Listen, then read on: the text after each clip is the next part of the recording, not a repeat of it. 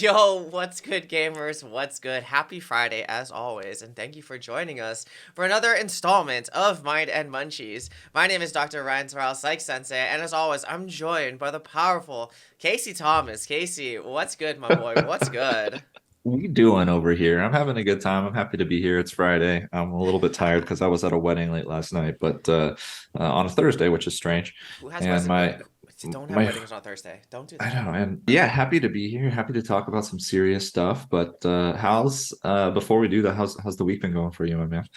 Honestly, I want to see how much time I spend on doing stuff, so I started using Clockify, just like I was just clock gonna in, ask it, clock out. Clockify? Okay. Just really seeing how much time I spend on tasks, and it's been really eye-opening to like actually track how long it takes to do something, so I can set more realistic expectations for my ADHD brain, because Yeah. I feel like I should be able to complete not only editing a full 2-hour video, but also be able to cut it up with the thumbnails and all the writings. And honestly, like, it's really funny. We've chosen to talk about failure this week because it's really interesting how to learn how and see how people deal with L's. Like, do you try to look for education? Do you try to like shift your gears and do something else? Do you just lie down and die? Like, it's really Yeah. interesting when people take these L's, and I'm glad that we get to have this discussion together to see like how we deal with it, how we've experienced it, how we made meaning out of it. I think it's very, very common when people take these L's socially, professionally, personally, that they respond in such a different and interesting way.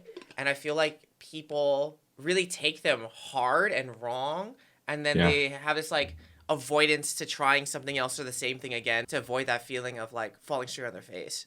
Speaking about falling on faces, have you been roller skating at all I recently? have been actually, and I've been practicing a one-legged turn or a cross-legged turn. Uh-huh. I feel pretty proud of myself. Bro, let me tell you, there's some gravel patches in Yeah. my neighborhood. I can tell you where the patches are, bro, because so shame, bro. Like, the car will be coming, you're trying to get to the side, and then you do Yeah. the, and then you know they're laughing at you, but you're like, at least I didn't fall.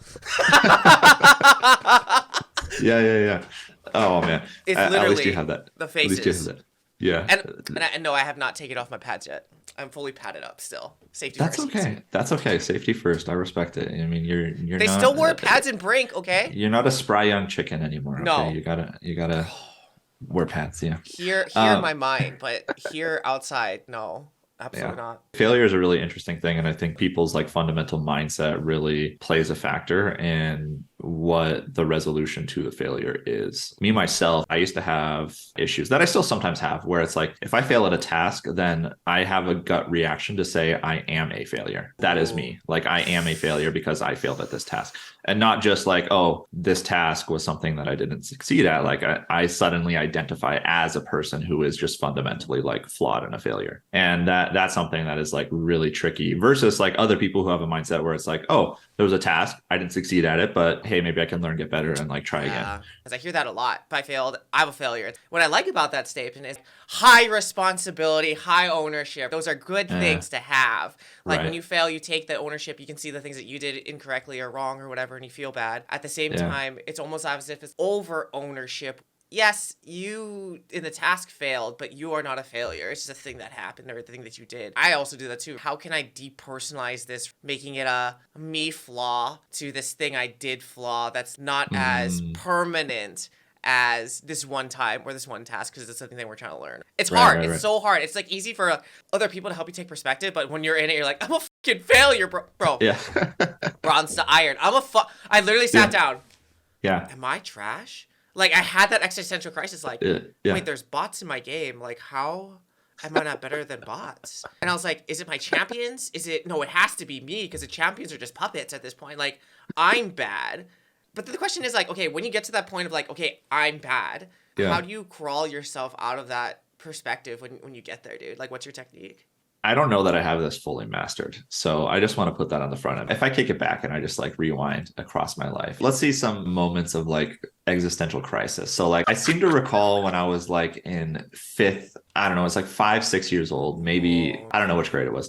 I was trying to learn multiplication whenever that happens. oh yeah, yeah. And my grandfather was visiting and he was trying to teach me something. And he was like an engineer. He worked for McDonnell Douglas, which became Boeing. I was And gonna say, I don't know any engineers that work for McDonald's, but then you kept going. I was like, yeah, yeah, yeah. my mom couldn't get me to understand this thing. And then he was trying to get me to understand it. I actually broke down crying and I just left the dinner table and I ran to my room and I was like, I can't do this. Like, this is beyond my scope. And then there were like other instances in like classes where it was like, okay, I studied so hard and I still can't understand this material. I studied so hard. I thought I knew it, thought I was going to ace the test rolls around, boom, C. And you're like, oh my God, I'm an idiot.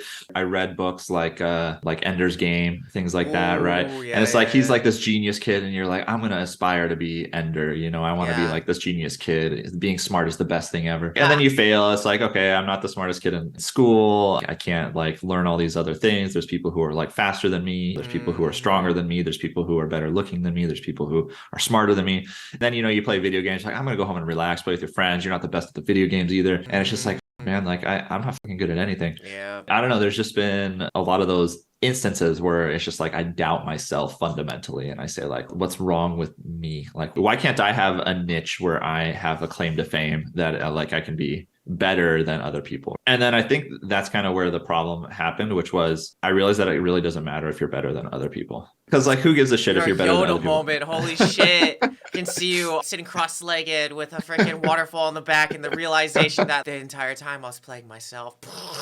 Yeah, that was kind of it. It was literally decades of this. Whatever task it was, like, I'm weaker, I'm more ugly, I'm dumber, like all this kind of stuff. And it's like, wait a second, why is that my barometer? Yeah. And so I still have that like instinctual, that's the direction that my brain wants to go. But reframing it a little bit to realize that it's not you against them, it's you against yourself. Yeah, you didn't do great on this task, but you know more about it today than you did yesterday. You're smarter today than you were yesterday. You know more about this particular thing. You fell over and that's okay, because now hopefully you know not to fall over next time. To reframe it a little bit and be like, okay, well, if I took something from this, it wasn't me spinning my wheels, then it's okay. Don't constantly use other people as your barometer for success. I've been reading like philosophy stuff since around high school. When I was working in traditional sports, one of the big philosophies that a lot of like pro players and pro teams were utilizing and coaches were handing out was these like stoicism books, and they were preaching that to a lot of their pro athletes. And so I did a deep dive into stoicism. It wasn't any of the popular books. I had to go to one of the other like stoic philosophers. Basically, there's this idea in stoic philosophy that it's just what the doctor ordered. Like if the doctor gave you some nasty medicine, but it was per plan, like the doctor gave you this nasty medicine and it was per plan. Yes, it's nasty right now, but it's per plan and it's ultimately for your benefit. That's kind of like the modern take on it. But like the older take was there was this goddess, essentially Fortune. So it was like fortune favors the bold or whatever, you know, those phrases. Like Fortune was actually like a deity. And there's this idea. Scott, casino night. That's all I'm saying. Anyway, continue. Yes. and so this idea of fortune is that fortune is not good or bad. It can be both. It's not one or the other. And so it's like you can be bestowed with good fortune, you can be bestowed with bad fortune. It doesn't really matter. Okay, this happened and this was exactly what was supposed to happen. The fact that it already happened means that that was what was supposed to happen, because you can't really change the past. It's physically impossible for you to go back in time and like change the past. So if you reframe whatever has happened to you as being like that was the only way it could have happened, then it becomes a little bit more liberating. It just lets you like think about things a little bit differently. And I know it's not strictly logical or true that way, but like that thought pattern has kind of helped me a little bit, where if I just pretend that it was like what the doctor ordered, then I can be like, okay, I can learn from this and I can just use it and pretend like it's going to be for the better. It reminds me of like another parable or like another story that like, oh, this thing happened. Oh, that's really good. Oh, but then this thing happened. Oh, that's really bad. Yeah. And then the other person saying, well, we'll see. We'll see. They all kept saying like, we'll see. This is really good. Oh, Yeah. We'll see. Oh, this is Yeah. just terrible. This is the worst thing ever. We'll see. The other thing, like I'm thinking about some religions where it's like, oh, it's in God's plan. It was foretold. This is the whole thing. Yeah. Like it's Yeah. supposed to happen. If Yeah. God wants you to happen, it'll happen. I think these thoughts definitely help us try to mediate or like make sense of the things that don't make any sense. I studied really hard, but I didn't get the Yeah. outcome that I wanted. Or I tried to train really, really hard, but then some outside factors, my teammates or the other team did something and it's out of my control. I think as humans, like we definitely want to make sense of the things that don't make sense. Thus, we've come up with legends of why the sun rises or Yeah. who takes the sun across the sky at night. Right. You know, like these things to explain the bumps in the night when we don't know where those things are. If we at least have a word for it or have like a meaning for it, that it helps us think about it differently. I really appreciate that you're like, I'm still not a master at this. And as I'm listening to you speak, I'm thinking like, damn, I'm also not a master at this, because I definitely take L's really, really hard too. And I was going Yeah. back in my life of L taking and thinking back, like, okay, what are the things I can remember? I can remember getting cut in 7th grade from the baseball team and crying to my mom saying like, oh my God, I didn't make it. Or I remember asking somebody out and getting flat out rejected, all the way into trying out for jobs and not getting them or not hearing anything from a client. You're thinking, damn, is it me? Was I not enough in this situation? And how do I take those things? If you do at a certain point come to realization, no one's going to go and save you.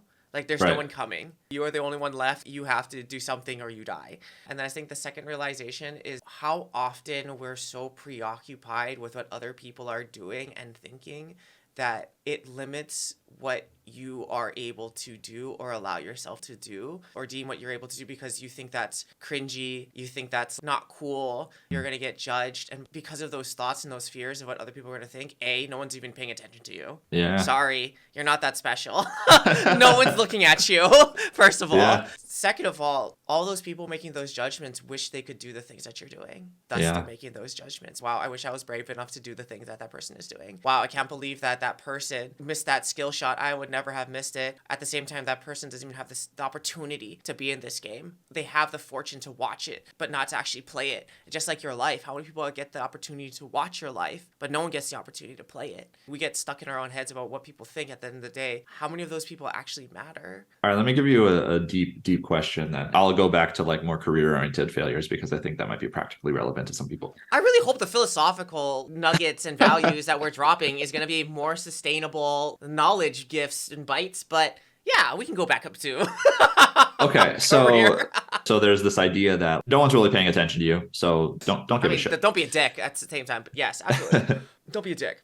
On like a similar tangent, I've come across people who say, this just kind of depends on your own worldview, I suppose, too, as well. But there are some people who then go on to say, like, no one notices you. And then they swing the pendulum to the other side that, like, essentially nothing that you do matters. If you go all the way over to, like, you're going to die, and then the universe is going to die, and all this kind of stuff, like, you carry it out, like, really far. And it's atheists, for example, people, where it's like life on earth is all that there's there. So then afterwards, who cares? And then brings up this philosophical question, like, if there is no afterlife of some kind and life here is all that you have, then what meaningfulness can you derive from it? Can you just say, okay, I'm going to die. Everyone I know is going to die. All of my descendants are going to die. At some point, like, it's just going to be nothing. I've seen people say on both ends, okay, either my failure matters nothing or my failure matters a lot because it's what matters to me. So I've seen it like on both sides, and I'm curious, like, what your take on that is. Yeah.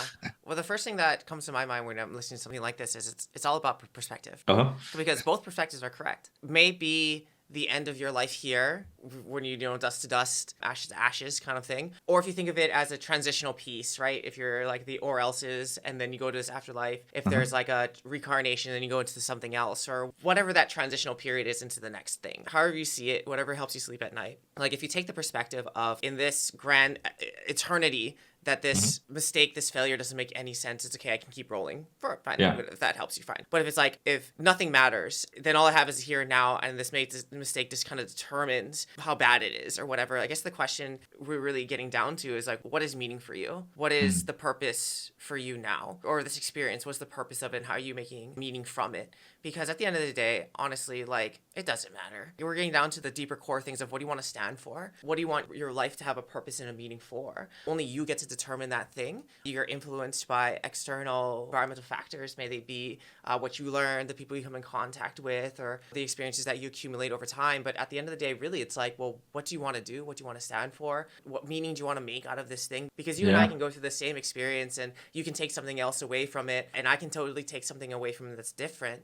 At the end of the day, it's that meaning that we make out of it. When you look at those two people, I just have more questions for each of them. How do you want this to influence your future? How do you want to use this to help you move forward or stay here? What makes this important? When we go back to our own failures too, it may feel really fucking bad right here. Yeah. Literally, because it's getting into like when you get rejected and you think like, oh, if I was enough, or if I did X, Y, and Z, if I was more, then they would like me. And then that's where it gets dangerous. But what if it wasn't you? Again, this comes back to you putting too much importance on someone else's value of you. Whoa, and it's, boom, yeah. And you need to be 100% confident by yourself, I feel like, before you can be 100% happy like with someone else. I feel like humans naturally want to have social interaction, social connectedness, and there's a lot of data supporting that. If you're isolated, then you're more depressed and more likely to die and all this kind of stuff.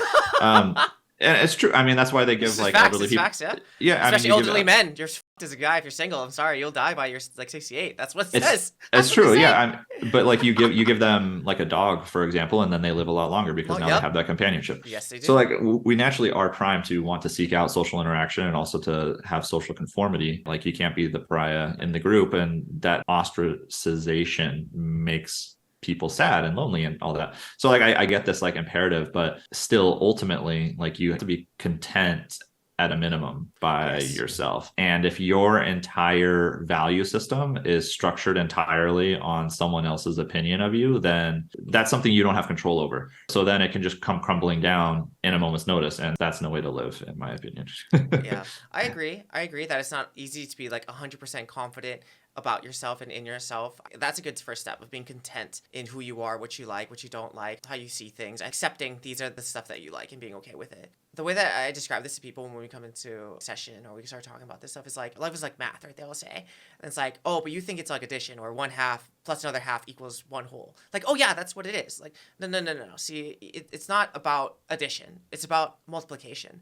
Where you take 1/2 times another half, you'll get 1/4 of a relationship. Because the entire time, you're either be trying to find pieces in another person, you don't have those pieces, and the other person you expect to be doing the same thing. If you're looking for pieces in each other, you're going to have pieces of a relationship. So instead, it's like 1/2 times another 1/2, you'll have 1 whole relationship. You're trying to find a whole person, but to find that whole person, and so that other person can appreciate you and see all your greatness, you also need a whole person. And it's not about giving like 50-50 in a relationship. You have to give everything. And if you give everything and I give everything, then we don't ever fight about you're not giving enough, because we both understand that you give me everything, I give you everything, and this is how we ride. I like that. I think 1/2 plus 1/2 equals 1/4 in this situation. But what I do like to see is, in this kind of like same analogy, is if you have a 1 plus 1, then it equals 3. Are you talking about the Holy Ghost leaving space for Jesus? No, it's just like, if you have a relationship of 2 individuals who are complete by themselves, together they can become something greater. But if you have 2 people who are halvesies, then you're just putting 2 shit people together. Now you're going to have a 1/4 relationship on the back end. Yeah, couples counselor telling a story about like a couple they're seeing, and I guess like they experienced like infidelity or something had happened. They're trying to put the pieces back together, this couple. The therapist gave them this analogy where, do you remember September 11th, like 9/11? And they're like, oh yeah, remember that? And like, okay, well, could they have built the Twin Towers again out of what like fell down? You couldn't. Yeah. It was only twisted rubble. It was like broken concrete. It was all old. You couldn't actually build a new relationship from those things. You had to tear it down. You had to remove all the rubble and build something new. You could have an homage, a nod to what it was. And you can maybe use some tribute pieces to what it was, but you can never go back to what it was. And you have to move forward and build something new. And I was like, damn. How many times, too, when we think about failure, like we try to rebuild out of the broken rubble of our old selves or old mindsets or old things that we're doing, old habits. But really, it's like, if you want to move forward, you can't do those things anymore. Sure, you can remember it and have a nod to it, but you can't return because it's busted. How do you want to rebuild? How do you want to make it new and different? Metaphorical tearing down and rebuilding process sucks. It takes lots of time and lots of introspection about how you want it to be or how it could be. Now that we've got that picture, how many times when you walk down the street and you look at people and they're just building shit out of rubble? You don't need to do this. Like our conversations, like you are what you eat, in the same ways like you are what you build. Why can't we build new or with nods to the past, That's true. I like that. And I think relations are really interesting to use as a vehicle for a discussion on failure. I still think that a lot of people struggle with perfection paralysis as well, too. And then they also put like the premium on the other person. And then they also are like afraid to be alone. And so then they like change who they are fundamentally in order to like warp themselves to what they want. I've seen relationships be used for the worsening of these people. And I think that it's really tough to not feel a sense of failure unless you already know what you want and know who you are and can stand for yourself. If you're going to try to bend over for the other person, that more often than not is probably not going to work out for you in the long run. The only way to do that is to like know what you want on the front end. It's funny because I remember there was like this meta-analysis. What is the number one predictor of any kind of intimate relationship? It's so funny because everyone will be like personality, that connection, all this kind of like they just like say all these different kind of things. And the number one variable that predicts is just proximity. The closer someone is to you, the more likely you are to have a relationship with them. And then the second variable was like time. And it was like proximity plus time equals you're going to be in a relationship with someone. You could have fundamentally disagreeing viewpoints, but because they're there and because you spend time with them, then like it just builds this relationship, which is kind of funny. And that's why we come on every morning at 9 o'clock to build relationships. yeah. The thing that you made me think about, though, is we talk about relationships, relationship with your job, relationship with the thing that you do. You really have to know what that thing is to actually experience a failure. Like, you actually have to understand the pieces or the steps to get to that thing that actually consider this thing a failure. But how many times have we not committed to the things that we actually want to do? Like, I feel like it or want to do this thing, but there's no like, I'm going to fucking do this. No matter what happens, I'm going to commit to this failure. I'm willing to take the knocks. I'm willing to go through the fire to go get this thing.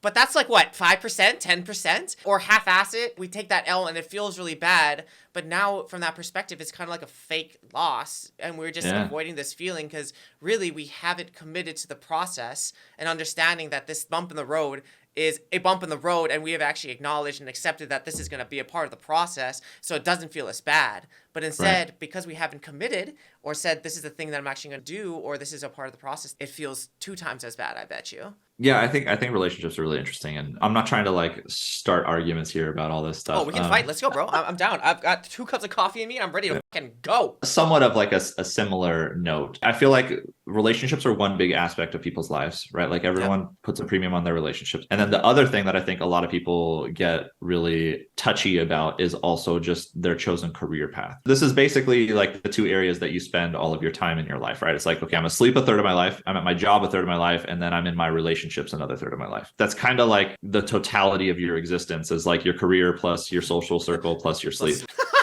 Yeah. I mean, really. I thought of it like that. Yeah. I mean, yeah, actually, yeah. With the career path, it's because it starts out in school. Then it's like, okay, what do I want? What do I want to be? And then am I being a success or failure with that? And I feel like a lot of times people put a premium on what their social circle thinks about something. Like, for example, my parents told me to be a doctor, and then I didn't want to be a doctor. By their initial measures, I was a failure. I didn't live up to that expectation. They were like, you're going to be pre-med, blah, blah, blah. And I said, no, I'm not going to do that. But I'm curious, in your own career trajectory, what failures have you seen and how would you actually define them as failures? Or were they just like stepping stones to a better you?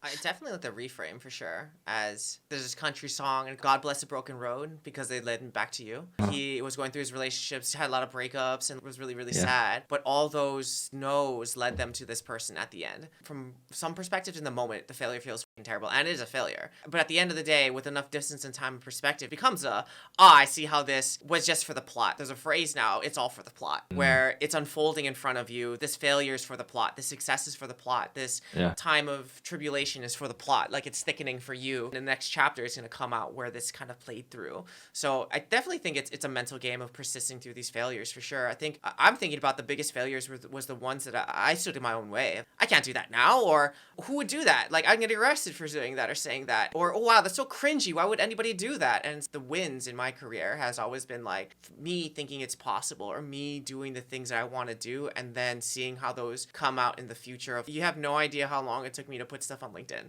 or like just post stuff. I remember posting my first TikTok thing. That's it. No one's going to like this. It's over. I'm going to get arrested. Now this is my career. So I think like it's really hard to say, yes, these are failures in my career. These were really hard L's, but most of them were my own mental battles and finding out at the end of the day that it wasn't as big or it actually didn't matter. And if it did matter, I could explain to somebody why I did the things that I did and why I chose to do the things that I do. I'm always taking risks. At the same time, they're calculated risks, and I could tell you where I hope the risk is going to go. And I think the failure is really bad is when I didn't think about the purpose and I just did it. Those feel worse than this is why I did this thing. It's an experiment. And so that's something that I think is really interesting because I think a lot of people who don't know what they want to do decide to go back to school for like another 8 years and just be like, I'm gonna be a student and I'm gonna figure it out. And then there's like a huge uptick in like undecided, undeclared majors and all this kind of stuff. And I feel like a lot of people are just like, I'm going to college just because that's the thing. Like they didn't have the desire first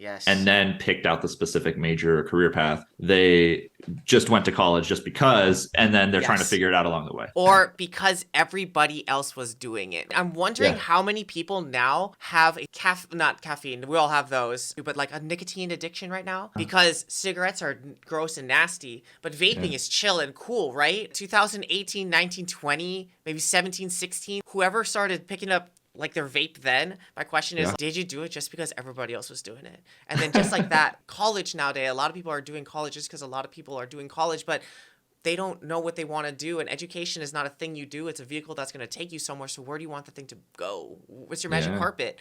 Or it could turn into a weight with your debt that you go into for no reason. I'll always encourage people to go into education for sure. If you know what you want to use it for. If you don't, take a gap year, chill. You're making decisions, big financial decisions with a not fully cooked brain, bro. I didn't understand what 50K a semester would mean. I didn't think about those things as a 17, 18, 19-year-old because this was just not functioning good. Yeah. It's still not functioning good, but it was functioning even more stupider back then.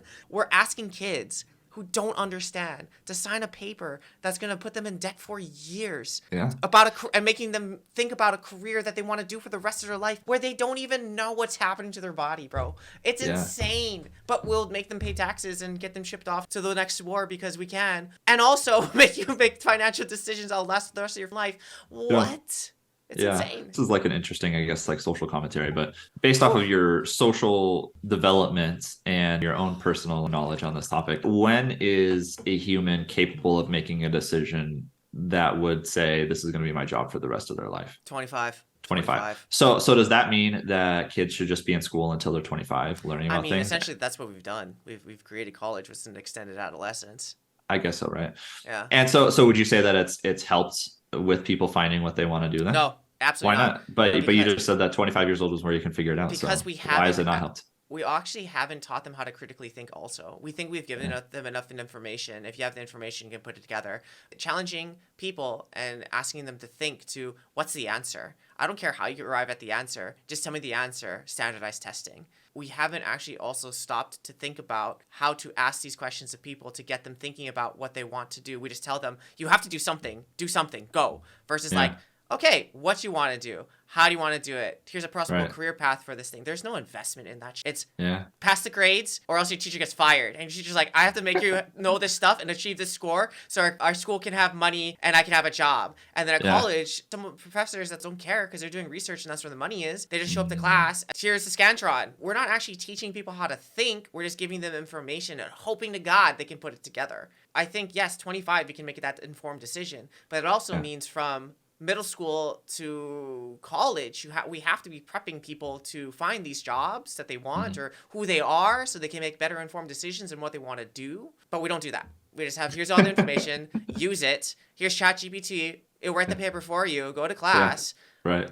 We're not telling people how to synthesize or critically think or use data. We're just giving it to them. One of my friends, actually, this happened to him. He got laid off and now he's taking a job in an industry that he hates and for much less pay. And he was like, I'm depressed, I'm a failure. And boom, there it is. He essentially was like, I was forced to do this because like I got laid off and I need money and I have bills to pay. I'm living paycheck to paycheck, blah, blah, blah. But I feel like that story resonates with a lot of people. But then like there are some people who take that really hard and they say, this is my fault. I should have been in the upper cut. And then there are other people who just say, oh, it's the economy's fault, whatever. For that friend, the thing I'm thinking about is like, it sucks. I hear you. This is not where you want to be. You're doing this for paycheck to paycheck just because you have to. You hate it. I get it. That makes total sense. Okay.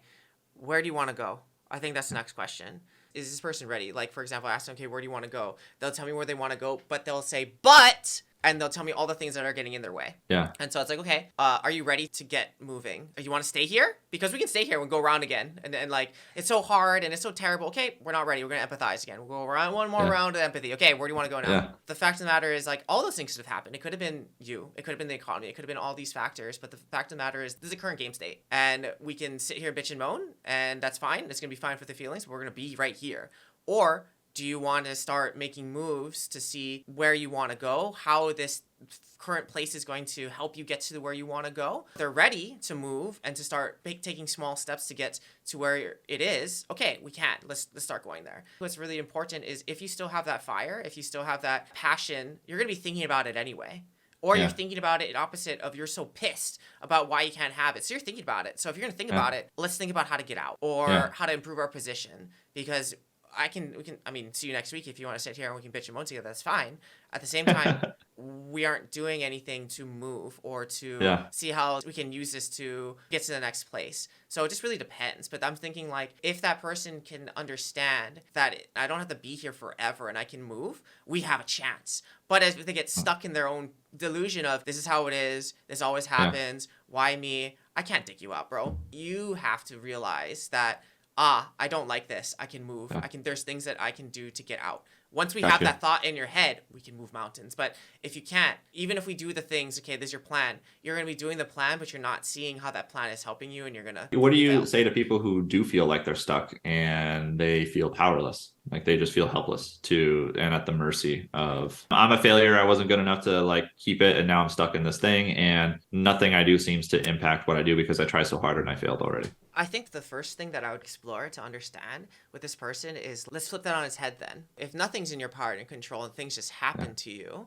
then even the successes that you achieve just kind of happen to you. Yeah. If this is true, then we're just drifting. Do we have any power and control in your life? And if the answer is no, then I have to readjust or rethink or reposition them in finding their power and control. Because even if you're adrift, you can use your hand as a rudder to kind of steer a little bit. Unless you don't want to, then that's a whole different story. So it's re-engaging them with the what do you want? Can you? How do you want to? All these things, because it's about reinstilling that power and control. Because if not, we're just drifting everywhere. And if this is your mindset forever, things just happen and have no control, and even if I fail or succeed, it doesn't matter, then this person's life is going to be like that. And if they like it, I can't touch it. Seriously, like even thinking about like diagnosing. You, for example, could be seeing things, you have visions, you have your connection to your gods. They tell you to do things. They tell you that you can make it rain by doing stuff, or you can change people's thoughts by looking at them. And if I say like, how you doing today? Like, bro, listen, man. Great. I got Jesus on my side. It's helping me in my work. I can read people's minds and I'm making money. You're not doing any self-harm. You're not doing anything crazy to other people. Your God is helping you live your life. If that is true, it's not causing you harm. You're not harming other people. It's actually helping in your life. I cannot diagnose you with anything in the DSM because the number one criteria is it has to be negatively impacting your life or others around you. So if you're full-blown psychotic, but you're using it to do works or whatever, I cannot diagnose you. If you're fine with how everything is and you like it this way, who am I to say like you should live your life differently? The first step is, do you not like it? If you don't like it, we can start changing it. But if you like it and you don't want to change anything, then welcome to Hoarders. Welcome to Hoarders. This is how you like your mess. And I guess the only reason Hoarders is terrible is because their life is in danger, right? And then that's bad, and then we have to do something. But until that point where they're fully functioning with their 80 bajillion animals in their house and they're not hurting anybody, the animals are getting fed, they literally have a cat house. And there you go.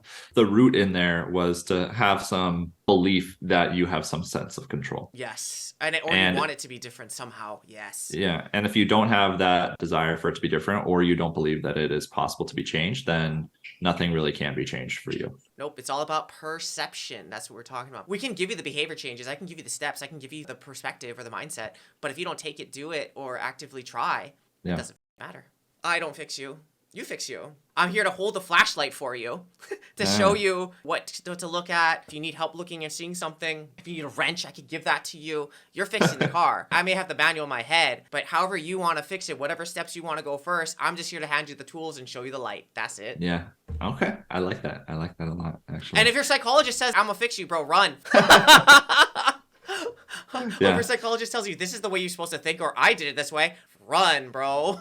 Yeah. One other final question that I have for you is like, how do you get people to divorce feeling like a setback is a fundamental reflection of their identity rather than just like a setback? I guess the question back to them would be like, why do you want that to be true? Maybe they don't want it to be true, but it was kind of like what you were saying before, where it's like just extreme ownership, where it's like, oh, I take full responsibility for this. This is 100% my fault. And I feel like I am fundamentally a failure because a better me would have been able to navigate this. I think that, well, I mean, let's validate the truth. Like, yeah, sure, if you were better, but that's not where you are right now. So if that's true and want to use your high control and high responsibility, what is your control and responsibility in fixing it or making it better or improving your position? If you don't like that, you can also flip it on its head and examine how has that thought helped you do the things that you want to do? How do you want to flip it on its head so you don't have to think that way? Because even though you say you don't want it, this has helped you in some way, so we can acknowledge it. If that's true, like, where does this thought exist? Where does this come from? How's it helping you or not? And then how can we move? If with high power, control, responsibility, you also have high power and responsibility and control in getting to your next spot. So when you want to engage that, it doesn't have to be right now, because I do think it's important that you have time to grieve and think about and reflect. Super important. You can't always be moving. And that process is hard and it's going to feel bad. At the same time, let's go through the process, the 5 steps of grief. How long is okay? I mean, I know you're going to say like it depends probably, but like, let's say you lost a game consecutively in League. You take a 30-second breather. Is that enough to de-tilt yourself? You get fired from your job. Can you be sad for a day, a week, a month? How long do we give ourselves before we should be moving on? I think you have permission to take as much time as you need, because sometimes even when you think you're ready to play the next game and you load in and you're still tilted, you weren't really ready. Trying to force yourself to be ready to do something isn't always great. At the same time, whenever you think you're ready and you want to try, okay, let's try.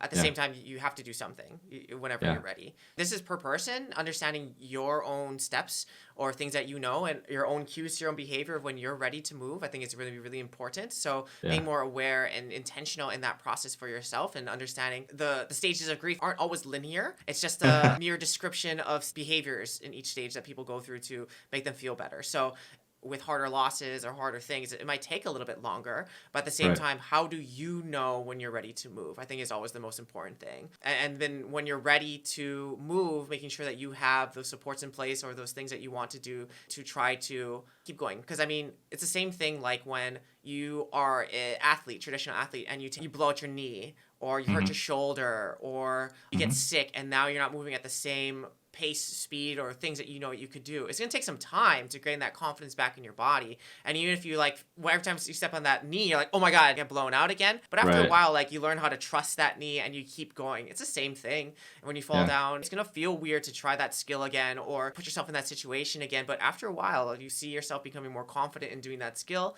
and you're not going to think about it anymore. It's the same kind of thing. It's about that anxiety, exposure therapy, which I think people avoid because failure be scary and it hurts. Unlucky, the best treatment for anxiety is exposure. So if you're afraid of spiders, go find a spider and hold it, because the more you're exposed to this thing, I mean, don't get bitten or anything, but like the more you're exposed to this thing, the less scary it is because you have experience with it. Maybe breakups, maybe spiders, maybe the dark, whatever that thing is. When you're constantly exposed to it, it's not as bad because you have language for that experience. Okay. What's your number one tip for these two different individuals? Individual one is, I struggle with feeling like I myself am a person who is failure. And two, someone who just has maybe a bad string of luck. They don't identify themselves as failure, but they've experienced numerous amounts of setbacks and they're bummed out by it. How can they more appropriately navigate failure moving forward? Like, what's your number one strategy for each of these, I guess? I think number one is being able to take a step back and depersonalize it. This is not you didn't fail. It was something that you did. You're running an experiment. For example, like, I'm a failure. Then the next time you can think is, I'm thinking about me being a failure. I'm thinking about the failure that just happened. So stepping it back from me to, this is what I'm thinking about. My mind is telling me this. It seems like a silly technique, but actually when you think about it, like removing yourself from the situation, it gets easier for you to think about. The second step after that is thinking about the things that were in your control and then seeing the things that weren't in your control that contributed to your failure. After writing it down or looking at it objectively about like, oh, is this actually true? So doing some reality testing. And if you're seeing an overwhelming amount of things on your side of like, these are things I could have done better, hey, that's cool. Now you have a list of things that you can fix for the next time. And if you have a list of things on the other side of like things outside your control holding you back, what are things that you can influence so those things aren't so hard next time? Always searching your piece of control or how you can influence the situation in the future. After that, it's definitely making some commitments and accepting what it's going to be like, adjusting your expectations to more realistically what that journey journey is going to be like. So when those failures do happen or those slip-ups do happen, it's not like, oh my God, why is this happening? It's like, I attribute it to this. I got this. Like, this part of it. You're kind of adjusting what you think it should be like, or how easy or hard or challenging it should be, but always keeping in realism to that perspective, or that making those commitments and being willing to fail or willing to fall down, and knowing that's part of the process is all for the plot. I like that. I think those are some valuable observations for pretty much anyone to take home. Like, you can take that to the bank. PsychSensei said it here first. But bro, how about for you, man? Like, what are your thoughts? What are your takeaways for yourself, or how to think about things differently when you fail, man? I think the reminder about the sense of control is important. And you gave some good analogies there about, like, it either is something that's in your power or it's not something that's in your power. And if it's not something that's in your power, then why are you butthurt by it? So, like, it either is what it is, or you either have some control. And if you have some control, then work towards coming up with some kind of solution, or work towards it.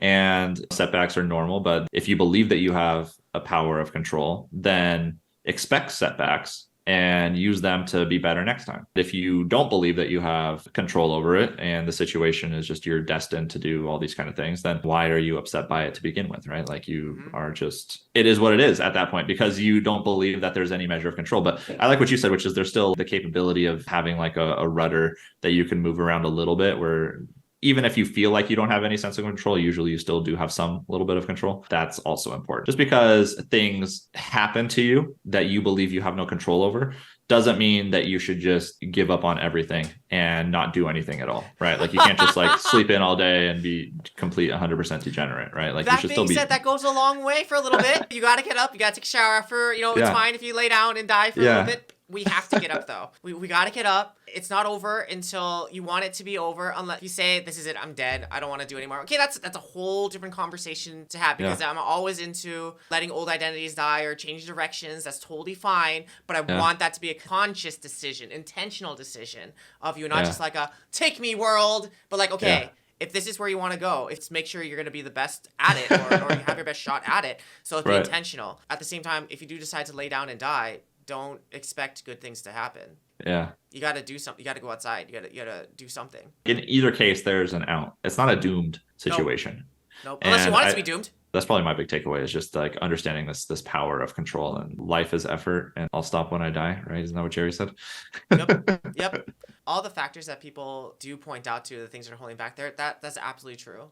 Maybe the system, maybe misogyny. That's true. Those are factors that do hold you back and may prevent you from progressing or growing as fast as you can.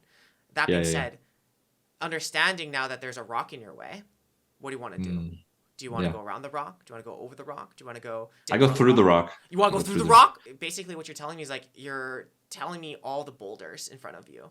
Or you're telling me the level of all the other characters in this, or the state of the bot lane, or say the mid lane, and what you cannot do because of these factors. Okay, cool. Now, what can we do? Yeah. What can we do? What's our next win condition here? Is it stalling to farm? Is it looking for a last-ditch effort at Dragon? What is the plan? Because you are giving me a good lay of the land with the vision that you have. That's perfect. Now, how do you want to respond? Oh, but I can't do these things. Yeah, you cannot. You cannot. That is illegal. You cannot do those things. But now, knowing the things that you cannot do, what do you want to do to get a little closer? Or is this just an FF15? Like, what are we doing? Yeah. What are we doing? Because we can totally FF, but if we FF, what are we doing after that? Play again? We're not play again? We're going to bitch and moan? What do you want to do? All the things you're telling me are the things you cannot do, or things that are hard or challenging or fucking suck. That's great. That is exactly the map state now. Yes, absolutely. With this map state, what you want to do. Yeah. And then we go from there. The other thing that kind of I think is important is humans struggling and suffering is not unique to you. And it's not the Pain Olympics, bro. Like everybody's got their own demons, right? And like usually, even if they're very cheery and chipper on the outside, in fact, probably if they are more cheery and chipper on the outside, they probably have even bigger demons that they've either conquered or are dealing with. Sometimes people forget and they feel isolated in this. They're like, oh, it's just me who's like struggling. It's like, no, like talk to any of the people around you. I'm sure they've had their fair share of struggles and or are currently going through their struggles too. So you're not alone in this. Absolutely. So many people say like, oh, because I have ADHD. I'm like, bro, me too. I have ADHD too. Yeah, but I do these things, bro. I do them too. And it's great that you know that you do these things, because there's things that we can do that can help you with this. And it's not saying that it's easy. It's not saying it's hard. It's just different for people like us, and you can do it if you want to. No, but you don't understand my type of ADHD, Ryan. Yes, I don't, because one person with ADHD is one person with ADHD at the same time. I kind of understand, and now where you just... No, but I can't. I hate when people do that. They're like, no, but you don't understand. No, but you don't understand. No, but you don't understand. Bro. Come on, like don't hit me with that. Like, and I love it when people try to like put this thing on only them, and it's like, come on.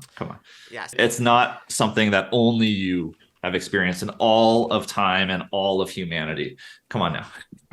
You are special, at the same time, you're not special. I think that's another realization to make too. Like, you are special in your own delusion. At the same time, you're not special because you're also human. We all share the same experience, what you want to make out of it, and then how do you want to do it the way that you can do it. And don't be a dick. Like, I can't believe that I have to like write that on my tweets, like, yeah, this is good advice, but not for everyone. Like, yes, don't be a dick. Please, just don't be a dick. Like, first and foremost, don't be a dick, and then this. Could you imagine the 10th, 11th commandment, don't be a dick? That would have been amazing if that was the golden rule. Instead of like, oh, do unto others as you want to be done to you. Don't be a fucking dick. Wow.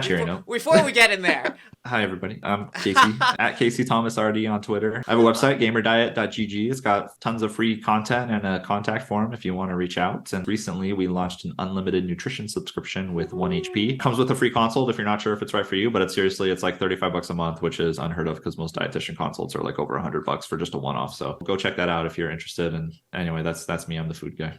And you can find me and whatever I do on my website, PsychSensei.com. And also, if you want to work with me one-on-one, you can fill out a free consultation form and we can start finding your organ condition today. And also, if you want all the drops, you can find them on my website or just search the PsychSensei. I'm waiting for more subscribers so I can actually get PsychSensei or PsychSensei on there. But join us again for next Friday for another episode of Mind and Munchies, where we dive into philosophy, psychology, nutrition, dietary stuff. Love you. Thanks for joining in. Mwah! Take it easy. See you next Friday. Be safe this weekend. Pieces. Love ya. Bye.